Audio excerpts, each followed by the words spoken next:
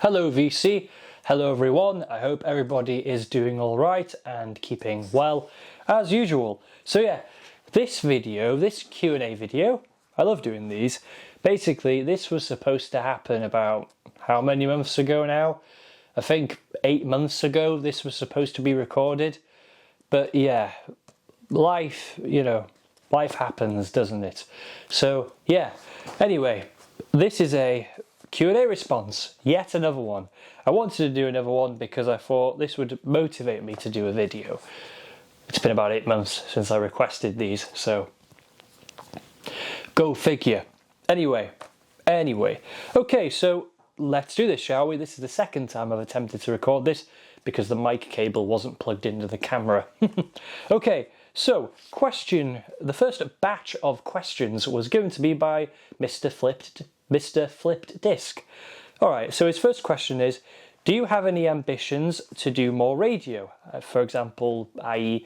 internet radio, perhaps. Currently, because I'm in college, I really have no ambition to do radio. To be honest, for the last few years, I was a bit bored. I'd been changing slots a few times and it just got a bit boring for me. I wasn't enjoying it as much, and that's why eventually in the end I chose to step away from it. I had a break last summer. I went on my break from the radio because I was starting college, but in the end I just thought, nah, I don't want to do it. So I just handed in my resignation in November of 2024. So there you go. There's your explanation for you. But I'd never say never though. Maybe someday I'll get back into radio. Who knows? Who knows indeed. His next question is, do you have any ambitions in regards to amateur dramatics? Would you like to continue or take further? So yeah, I've done a lot of random performing arts stuff throughout my life. I did it in college years ago. I have been involved with a theatre company in Theatre Clwyd for about 6 years now. Well, yeah, about 6 years, yeah. And I still do that, and well, try to anyway, even though I'm in college. Personally, I have no real ambition, to be honest. I'm just going to carry on doing this stuff in terms of like theatre stuff and in terms of doing like acting on camera, which I like to think I'm getting better at as I've gone along. I used to find it a bit scary, but I think since doing the documentary I did, The State of Cinemas, for my first year final project in media college, I became a bit more confident certainly in doing that. But yeah, I mean, actually currently I'm involved in a project. I'm actually involved in a community project in my area, a short film. So yeah, I've just become involved in that actually at the time of recording this. So yes, maybe I'll talk about this on the channel again in the future, if it's ever out there in the future. So yeah, it's very, very interesting. Yeah. Yeah, there you go. But really, I mean, in terms of taking it further, I just want to carry on doing it, really. You know, I see no harm in it. And a little side step here, I'd like to say the State of Cinemas documentary is currently going through the festival circuit. But if anyone knows of any amateur festivals or anything in their area that would allow this independent documentary to get screened, please do comment below and let me know. I'd be very interested, or private message me on YouTube, however that works. I would like to definitely send this out more. It would be very nice for other countries, I mean other cities and towns, to see this. Or countries even, actually, to be honest. Yeah, anywhere to get out there and promote it more and have more people see it. So yeah, anyway, I hope that answers your question. Bit drawn out, that one, I know. Question 3, the best and worst vinyl purchase. Well, the best would have to be, this is a very current one. The Sound, and this is their LP Jeopardy. I got this in January of 2025 at D-Vinyl Records, before it unfortunately ceased to be.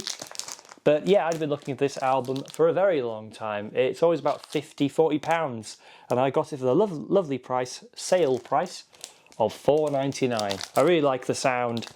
Well, one song from them anyway, which I heard ages ago, and I thought I want to hear the rest of the album. So I finally got myself a copy of the LP. Very, very nice to own this. And the worst vinyl purchase would have to be the Sisters of Mercy 12-inch Alice, which I found a few years ago in a junk shop on the end of my town, which I barely visit anymore. And it was warped. It was found to be warped when I bought it, and I was really disappointed. So yeah, big shame, big disappointment. Okay, let's move on to the question by Nick Seifert. Hi Nick, I'm glad you stuck with this channel for how many years, fair play to you. Anyway, he asks, are you a fan of the Smiths and Morrissey solo stuff? Yes, I am a fan. I have all of these right here. Yes, I am a big Smiths fan. I do like Morrissey's solo work as well. So, yep, there you have it. And the next batch of questions comes from James Griffiths. Okay, so he says, when you get your turntable back, what record will you play first? Well, the first record that happens to be on the turntable when I got it to work, miraculously, was Dire Straits, the debut album by Dire Straits. So yeah, that was on the turntable, just happened to be on there. Okay, have you seen any Handmade films? I mean, well, Handmade Films, which is the production company, I believe, that George Harrison formed. Yes, I have seen some of their films. I've seen Time Bandits, and my favourite one, which I have seen, is Life of Brian. Just a classic. Everyone knows this film. I saw it in the cinema a few years ago as well. I saw a screening of it. It's a very good film. It's an iconic film. So yeah, Life of Brian. Question 3 from James. Any discographies you want to complete in a year or so? Not really, no.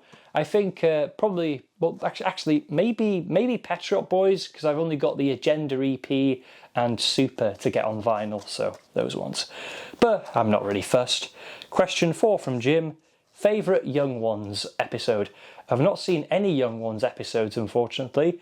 I have seen the, of course, infamous clip as a horror fan. I have seen the nasty segment, of course, on YouTube, which is good fun. So, yeah. But I haven't seen any full episodes. And, of course, I know their version of Living Doll with Cliff, of course. Okay, question 5. Favourite Blackadder episode?